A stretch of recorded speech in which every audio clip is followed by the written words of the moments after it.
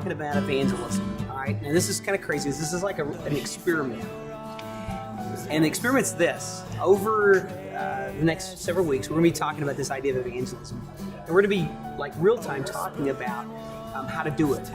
And so we're going to be coming back here and talking about your experiences. One of the things we got to get separated, I mean, to really make this work. And then this is a journey I'm on. So this is like we're going to do a little rabbit trail for just a little bit.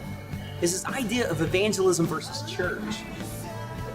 Because a lot of times we see evangelism as inviting people to church, and I've probably been guilty of even teaching it.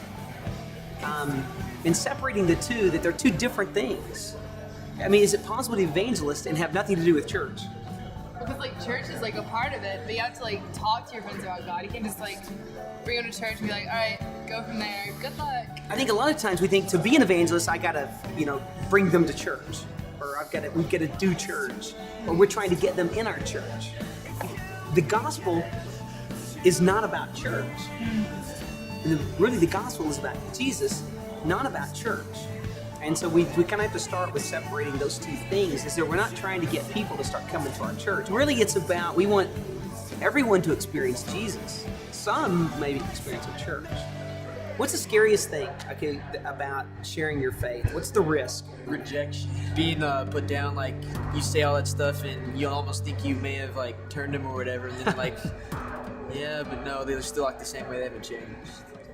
I think the worst thing for me is, like, you tell your friend about it, and then they're just like, "Wow, okay, you're a loser," and then they just kind of stop being your friend because they're like, "Oh, he's one of those God freaks, don't go talk to him," and so they just kind of don't talk to you anymore because they found out that you like Jesus.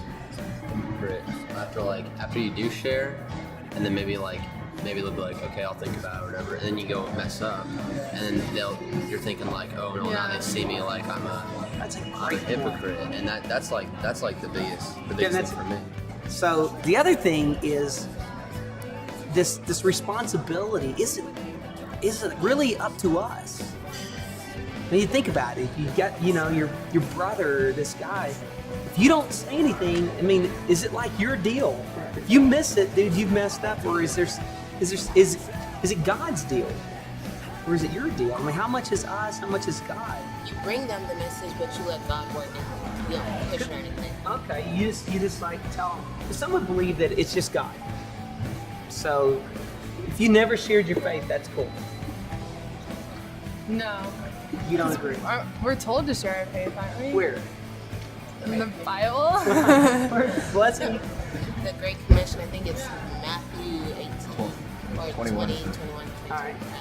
Okay. I thought that way for a long time. I thought that, if I just was a good person and just acted, like a good person, then God would do the rest. But then I came to realize, if I don't tell them, who will? I mean, That's a good point. this may be the only chance they ever have to hear even the name of Jesus. So how do you lead into it? I mean, how do you? We do this thing called integrity friendship. You guys ever heard that word, integrity friendship? And you've heard it.